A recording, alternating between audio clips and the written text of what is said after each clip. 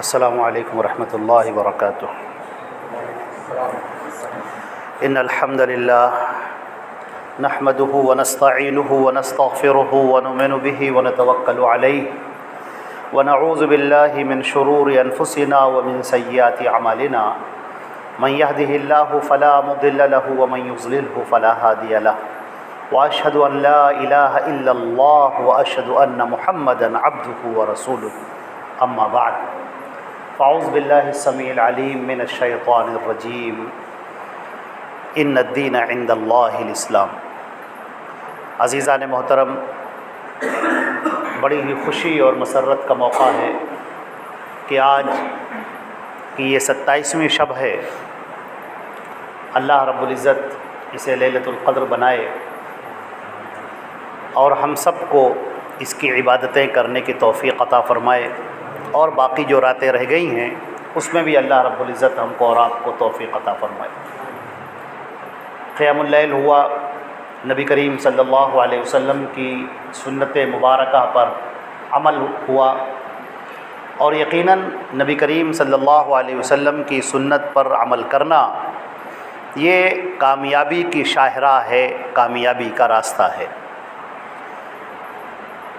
سب سے پہلے تو ہم یہ بھی بتا دیں کہ لیلۃ القدر کی بڑی فضیلت اللہ رب العزت نے قرآن پاک میں فرمائی ہے۔ حدیث شریف میں آتا ہے کہ نبی کریم صلی اللہ علیہ وسلم تشریف فرما تھے تو آپ نے صحابہ کرام کے سامنے قدیم امتوں کا تذکرہ فرمایا جن کی عمریں طویل ہوتی تھیں اور بڑی نمازیں تھیں، بڑے صدقات تھے، بڑی عبادتیں تھیں۔ تو صحابہ کرام چونکہ عبادتوں کی طرف بہت تیزی سے لپکتے تھے تو ان کو بڑا رشک آیا، اور انہوں نے اللہ کے نبی صلی اللہ علیہ وسلم سے کہا کہ اے اللہ کے رسول، ان کی تو زندگی بہت طویل ہوتی تھی، لمبی عمریں ہوتی تھیں، تو انہوں نے خوب نیکیاں جمع کر لی، ہم لوگوں کی تو اتنی عمر ہے نہیں، تو ہم لوگ تو بہت پیچھے رہ جائیں گے عبادتوں میں۔ جب نامہ اعمال تولا جائے گا اور میزان پر اعمال رکھے جائیں گے تو یہ جو آخری امت ہے، امت محمدیہ، یہ تو بہت پیچھے رہ جائے گی، ہم سب پیچھے رہ جائیں گے۔ تو نبی کریم صلی اللہ علیہ وسلم خاموش رہے اور کچھ نہیں بولے۔ آپ نے کچھ جواب ہی نہیں دیا، اور اس لیے جواب نہیں دیا کیونکہ ہمارے نبی صلی اللہ علیہ وسلم کی خصوصیت یہ ہے کہ وما ينطق عن الهوى ان هو الا وحی یوحی، کہ اللہ کے نبی اپنی مرضی سے نہیں بولتے ہیں، اپنی مرضی سے کوئی بات نہیں کہتے ہیں، بلکہ وہ اللہ کی وحی ہوتی ہے تو بات کہتے ہیں۔ چنانچہ آپ خاموش رہے، کچھ نہیں بولے، اور اس کے بعد پھر اللہ رب العزت نے یہ سورۃ القدر نازل فرمائی، انا انزلناہ فی لیلۃ القدر وما ادراک ما لیلۃ القدر لیلۃ القدر خیر من الف شہر، کہ ہم نے اس قرآن پاک کو لیلۃ القدر میں اتارا ہے، شب قدر میں اتارا ہے، اپنے کلام کو، قرآن پاک عظیم کتاب کو ہم نے شب قدر میں اتارا، اور کہا تم کیا جانو لیلۃ القدر کیا ہے، کیا تم سمجھ سکتے ہو لیلۃ القدر کی فضیلت؟ تم تو جان ہی نہیں سکتے، سمجھ ہی نہیں سکتے۔ بس یوں سمجھ لو چھوٹی سی بات کہ لیلۃ القدر خیر من الف شہر، کہ لیلۃ القدر جو پا گیا اور جس نے اس میں عبادت کر لی وہ 1000 مہینوں کی عبادت سے بھی افضل ہے۔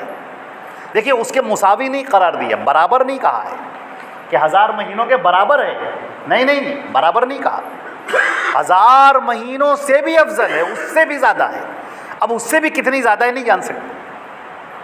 اب آدمی اس میں عبادت کر رہا ہے، سبحان اللہ پڑھا اس نے، دیکھیے کتنا چھوٹا سا کلمہ ہے، چھوٹا سا کلمہ سبحان اللہ، زبان پر کتنا ہلکا ہے، الحمدللہ کتنا ہلکا ہے، اللہم صلی علی النبی چھوٹا سا جملہ، لا الہ الا اللہ افضل الذکر، اور ذکر میں تو پھر سب سے بڑھ کر خود اللہ کا کلام قرآن پاک، اللہ کا کلام پڑھا جانا، نماز کا پڑھا جانا، اللہ سے دعا مانگنا، عزیزوں کتنی عظیم بات ہے۔ آدمی اپنے لیے دعا مانگ رہا ہے، اپنی دکان کے لیے، اپنے مکان کے لیے، اپنی صحت کے لیے، اپنے بال بچوں کے لیے، اپنے فیوچر کے لیے، اپنے آخرت کے لیے، اپنے لیے دعا مانگ رہا ہے، اپنے گھر والوں کے لیے دعا مانگ رہا ہے۔ لیکن یہ صرف دعا مانگنا نہیں ہے، بلکہ یہ عبادت ہے۔ اس پر جو ثواب انڈیلا جا رہا ہے اور اس کا جو جھرنا گر رہا ہے ثواب کا، وہ کوئی شمار نہیں کر سکتا۔ یہ جو دعا مانگنے تو بہت بڑی شے ہے، عبادت ہے، مخل عبادت، دعا مخل عبادت کہا گیا۔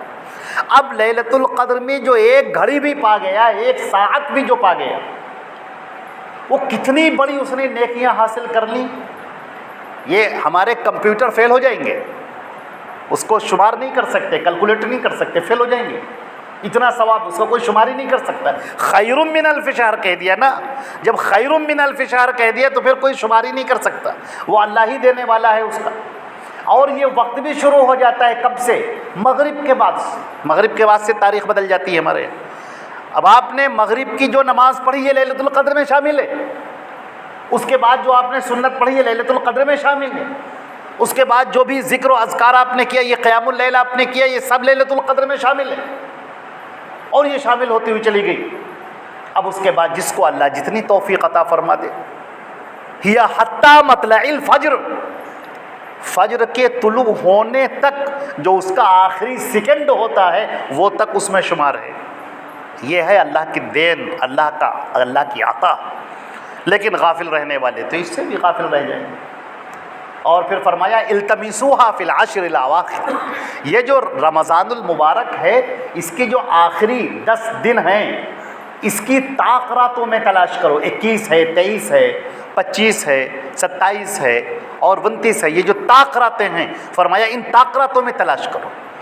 اللہ کے نبی صلی اللہ علیہ وسلم تو اب بتا دیا کرتے تھے کہ اس بار 21 میں ہوئی ہے، اس بار 23 میں ہوئی ہے، اس بار 29 میں ہوئی، 27 میں ہوئی، آپ لیلۃ القدر بتا دیا کرتے تھے۔ لیکن ہم لوگوں کے لیے اب کیا ہے، ان 5 راتوں میں جس نے جاگ لیا، اور اللہ بھی دیکھنا چاہتا ہے کون وہ بندہ ہے جو لپک کے آ رہا ہے، کون بندہ ہے جس کو جستجو ہے، جس کو تلاش ہے اس کی، اور وہ لپک کے دوڑ کے آ رہا ہے کہ ہمیں لیلۃ القدر چاہیے، ہم اس میں عبادت کریں گے، ہم اللہ کو راضی کریں گے۔ تو اللہ رب العزت بھی دیکھ رہا ہے، وہ دل دیکھتا ہے۔ انما الاعمال بالنیات، عمل کا دار و مدار تو تمہاری نیتوں پر ہے، جو دل کے اندر ہے، یہ نیتیں جیسی ہوتی ہیں اس پر ویسے ہی ثواب عطا ہوتا ہے۔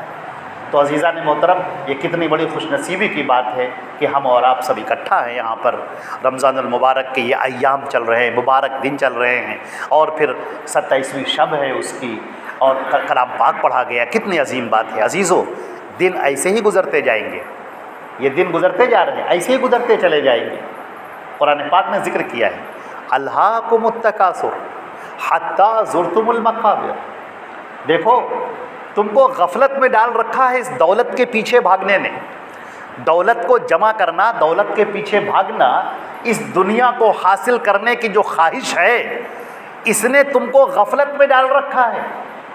تم وہ دیکھ نہیں پا رہے ہو جو نبی تم کو دکھانا چاہتے ہیں، وہ تم سمجھ نہیں پا رہے ہو جو نبی تم کو بتا رہے ہیں، یہاں تک کہ حتی زرتم المقابر، یہاں تک کہ تم قبروں میں چلے جاؤ گے۔ دن تو ختم ہو گیا، دن زندگی کے ختم ہوئے، شام ہو گئی، پھیلا کے پاؤں سو گئے کنجے مزار میں، قبر کے اندر لیٹ گیا آدمی۔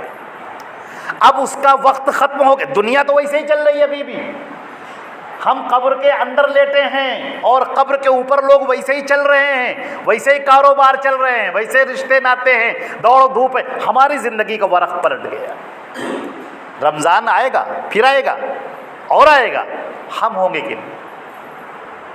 یہ رمضان المبارک ہمیں ملے گا کہ نہیں؟ جیسے ہم نے ابھی عبادت کر لی، یہ اگلی عبادت ہم کو ملے گی کہ نہیں ملے گی، یہ ہم نہیں جانتے، ہم میں سے کوئی نہیں جانتا۔ کتنے ہی لوگ تھے جو بیچارے پچھلے سال ساتھ میں شریک تھے، نمازوں میں شریک تھے، عبادتوں میں شریک تھے، رمضان کے روزے رکھتے تھے، اس رمضان میں وہ نہیں ہے۔ زندگی کا ورق پلٹ گیا، وہ اپنی قبروں کے اندر جا پہنچے۔ اور اللہ نے کیا کہا قرآن پاک میں؟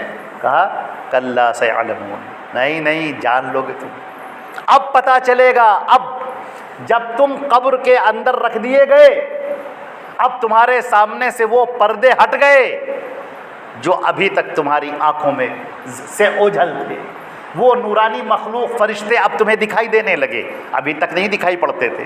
ہمارے ساتھ میں فرشتے ہیں، ہمیں نہیں دکھائی پڑتے ہیں۔ فرشتے آسمانوں سے اترتے ہیں، زمین سے اوپر کی طرف چڑھتے ہیں، ہمیں نظر نہیں آتے۔ ہمارے ارد گرد فرشتے رہتے ہیں، ہمیں دکھائی نہیں دیتے۔ اب ہم دیکھ رہے ہیں، اب منکر نکیر آ گئے، اب دیکھ رہے ہیں۔ اب ہم اپنی آنکھوں سے دیکھ رہے ہیں، وہ سوال ہو رہا ہے، ہاں بتاؤ ٹھیک ہے اب تم زندگی گزار کر آ گئے، اب آؤ تمہاری زندگی چیک کی جائے، اب دیکھا جائے نماز کتنی ہے، روزہ کتنا ہے، ذکر کتنا ہے۔ سب سے پہلا سوال جس سے میرے عزیزوں، میرے دوستوں، میرے بھائیوں سب غافل ہیں، وہ سوال خود اللہ کے بارے میں ہے۔ پہلا سوال، سب سے پہلا سوال، من رب کا، رب کون ہے تمہارا، رب کون ہے؟ اس رب سے، اس لفظ سے مجھے ایک بات یاد آئی ہے میرے عزیزوں، اللہ کے نبی صلی اللہ علیہ وسلم کی پیشن گوئی ہے، اور ہم لوگ وہ خوش نصیب امت ہیں جنہوں نے اللہ کے نبی صلی اللہ علیہ وسلم کی بہت ساری پیشن گوئیاں دیکھ لیں۔ اپنی ان آنکھوں سے ہم نے وہ پیشن گوئیاں دیکھ لیں جو آج سے 1400 سال پہلے ہمارے نبی کریم صلی اللہ علیہ وسلم نے بیان فرمائی تھی۔ ابھی میں آپ کو مثال دیتا ہوں، ابھی جلدی کی بات ہے، ایک خبر آئی ہمارے سامنے، اور اب تو پورا منظر سامنے آتا ہے کہ تیل کے بڑے بڑے ٹینکر، پیٹرولیم کے بڑے بڑے ٹینکر جو سمندروں کے راستے سے آ رہے تھے، ان کے اوپر میزائلیں گری، اور وہ سینکڑوں کی تعداد میں، اور سب میں آگ لگ گئی، ظاہر سی بات ہے وہ تباہ کرنے کے لیے ہی تھی۔ اور وہ جو اسکرین پر وہ جو منظر دکھائی دے رہا ہے، سمندر کے اندر کے وہ شپ، وہ جہاز جو پیٹرول سے بھرے ہوئے، اور ان میں آگ لگ گئی، اور دور تک آگ ہی آگ۔ یہ منظر دیکھا تو میرا پورا بدن سحر اٹھا، اور قرآن پاک کی وہ آیت یاد آ گئی، اذا البحار سجرت، جب سمندر بھڑک اٹھیں گے، سمندروں کی آگ کی لپٹیں اٹھیں گی۔ یہ جب دیکھا یہ منظر تو ڈر ہوا، اے میرے پروردگار، میرے بار الہ، وہ منظر ہو سکتا ہے اس سے بھی زیادہ شدید منظر ابھی آئے جو آنے والی نسلیں دیکھیں، لیکن ہم لوگوں نے وہ منظر تو دیکھ لیا۔ قرآن پاک کی وہ آیت تو ہم نے دیکھ لی کہ جب سمندروں کے اندر آگ بھڑکا دی جائے گی، اور آگ کی لپٹیں سمندر کے اندر سے نکلنے لگیں گی، اور دور دور تک کئی کلومیٹر تک سوائے آگ کے اور کچھ تمہیں نظر نہ آئے گا۔ آدمی کو لگے گا یہ نہیں کہ ہم پانی پر ہیں، آدمی کو لگے گا جیسے کسی جنگل میں کوئی آگ لگی ہوئی ہے، اور یہ منظر آپ اپنی آنکھوں سے دیکھ رہے ہیں۔ اللہ کے نبی صلی اللہ علیہ وسلم نے فرمایا تھا کہ وہ وقت آئے گا، قیامت اس وقت تک نہیں آئے گی جب تک کہ آسمان سے وہ گولے برسیں گے، پتھر برسیں گے، اور زمین ہلا دی جائے گی، بڑے بڑے گڈھے ہو جائیں گے زمینوں کے اندر، اور چہرے مسخ ہو جائیں گے۔ ابھی آپ دیکھیں جو بم گر رہے ہیں، چیتھڑے اڑ جاتے ہیں، جس جگہ پر گرتے ہیں وہاں پر گڈھے ہو جاتے ہیں، اور پوری زمین ہلا دی جاتی ہے۔ تو یہ تو اللہ کے نبی صلی اللہ علیہ وسلم کی پیشن گوئیاں ہم اپنی آنکھوں سے دیکھ رہے ہیں۔ اللہ کے نبی صلی اللہ علیہ وسلم نے فرمایا تھا کہ اس وقت تک قیامت نہیں آئے گی جب تک کہ لوہا تم سے باتیں نہ کرنے لگے، لوہا تم سے باتیں کرنے لگے۔ لوہا اس زمانے میں سوائے چھریوں کے اور سوائے تلوار کے اور نیزے کے اور کیا جانتے تھے لوگ، لیکن نہیں، آج ہم وہ دور میں ہیں جو روبوٹک دور کہلاتا ہے، جہاں پر روبوٹک جو مشین ہے وہ پورے آپریشن کرتی ہے، وہ انسانوں سے بات کرتی ہے، انسانوں کو چیک کرتی ہے، انسانوں کے سوالات کے جوابات دیتی ہے۔ اے آئی کے دور میں ہم داخل ہو چکے ہیں۔ نبی کریم صلی اللہ علیہ وسلم کی ایک آپ پڑھتے چلے جائیے، آپ کو نظر آئے گا کہ اللہ کے نبی صلی اللہ علیہ وسلم کی پیشن گوئیاں ایک ایک کر کے پوری ہو رہی ہیں۔ آپ نے فرمایا تھا ایک وہ وقت آئے گا کہ جب مسجدوں کے اندر جھگڑے ہوں گے، لڑائیاں ہوں گی، رفعت الاصوات فی المساجد، مسجد جہاں پر بڑے سے بڑے بدماش اور گنڈے جب مسجدوں کے سامنے سے گزرتے تھے تو ٹھہر جاتے تھے، کانپ جاتے تھے، اور بالکل زبانیں خاموش ہو جاتی تھی کہ ہم کہاں سے گزر رہے ہیں، اللہ کے گھر کے پاس سے گزر رہے ہیں۔ لیکن آج اسی مسجد کے اندر لوگ بیٹھ کر باتیں کر رہے ہیں، قہقہے لگا رہے ہیں، اور گالی گلوچ ہو رہا ہے، مٹھائی بانٹنے کے اوپر گالی گلوچ۔ آپ لوگوں نے سنا ہوگا، سب خبریں آپ کے پاس پہنچی ہوں گی، وہ برفی اور لڈو کے لیے مسلمانوں کے گروہ آپس میں لڑ رہے ہیں۔ یہ نمازی ابھی نماز پڑھنے والے، ایک کہاں مسجد کا تقدس باقی رہا، مسجد کا احترام باقی رہا؟ لوگ باہر سے آتے تھے اگر جھگڑا کرتے ہوئے اور مسجد کے پاس پہنچتے تھے بالکل سائلنس ہو جاتے، ڈراپ ہو جاتے بالکل۔ اب وہ مسجد کے اندر سر جھکائے ہوئے ادب کے ساتھ داخل ہو رہے ہیں، انتہائی ادب کے ساتھ، کہ ہم اللہ کا احترام کر رہے ہیں، اللہ کے گھر کا احترام کر رہے ہیں۔ آپ نے دیکھا کہ اللہ کے نبی نے فرمایا تھا کہ نہیں، یہ چیز دور ہو جائے، مسجدوں میں آوازیں اٹھنے لگیں. ادنا صدیقہ اقصی ابا، ایک روایت یاد آ گئی آپ کو سنائے دیتے ہیں کہ دوستوں کو لوگ قریب کریں گے اور اپنے باپ کو اپنے سے دور کریں گے. کبھی سوچ کے دیکھیے دھوپ کی شدت میں، جاڑے میں، گرمی میں ایک باپ اپنے بیٹے کے لیے کس قدر پریشان ہوتا ہے، کس قدر اس کے پسینہ بہتا ہے، خود نہیں کھاتا ہے، اپنے بچوں کے لیے فکر کرتا ہے، گھل جاتا ہے اپنے بچوں کی فکر میں. اور جب بچے بڑے ہو گئے، توانا ہو گئے، کچھ بولنے کے لائق ہو گئے تو اپنے باپ کو برا بھلا کہنے لگے، اپنے باپ کو سکھانے بیٹھ گئے، ان کو دنیا بتانے بیٹھ گئے. آپ نہیں جانتے ہیں، ہم آپ کو بتا رہے ہیں. کیا کہنے صاحب، وہ جس کی عمر بیت گئی یہی سرد و گرم دیکھتے ہوئے، یہی حالات دیکھتے ہوئے، لوگوں کے چہرے پڑھتے ہوئے، لوگوں کو پرکھتے ہوئے، اور تم اس کو بتا رہے ہو کہ نہیں آپ نہیں سمجھتے ہیں، ایسے معاملہ ہے. وہ خوب سمجھتے ہیں، بہت اچھی طرح سے سمجھتے ہیں، لیکن افسوس یہ ہے کہ شیطان نے تمہارے دماغ پہ ایسا جال ڈال رکھا ہے کہ تمہیں اپنے ماں باپ کی قدر نہیں. یہ حدیث پوری ہو گئی، اللہ کے نبی صلی اللہ علیہ وسلم کی پیشن گوئیاں پوری ہو گئی. ایک اور پیشن گوئی میرے عزیزو وہ بتا دیں، بہت ضروری ہے. آپ نے فرمایا جب قیامت کا آخری دور ہوگا ایمان کا بچانا اس قدر مشکل ہوگا کہ قابض جمرۃ فی یدہ، جیسے کوئی آگ کا انگارہ اپنے ہاتھوں پر رکھے، اس طرح سے دین کا بچانا مشکل ہوگا. آپ نے فرمایا کہ دو قسم کے لوگ ہوں گے جب فتنے آئیں گے، چاروں طرف سے فتنے، ایمان کو اچک لینے کے لیے فتنے، آدمی کافر ہو جائے، آدمی مشرک ہو جائے، آدمی ملحد ہو جائے. ایسا دور جب لوگ اللہ کو برا بھلا کہنے لگیں، رسول اللہ کو برا بھلا کہنے لگیں، اسلام پر حملہ کرنے لگیں، ایسے فتنے برسیں گے. اور ایسے موقع پر آپ نے فرمایا جو ان فتنوں کو اپنے سے دور کرے گا، دھکا دے گا، نکتت فی قلبہ نکتۃ بیضاء، اس کے دل کے اندر ایک نقطہ رکھ دیا جائے گا جو روشنی کا ہوگا، ایمان کا ہوگا، ایمان کا نور اس کے دل کے اندر رکھ دیا جائے گا. جتنے فتنوں کو وہ ہٹاتا جائے گا اتنے ہی نور اس کے دل کے اندر منور ہوتا جائے گا. اور فرمایا دوسرا وہ ہوگا جو فتنوں کو قبول کرے گا.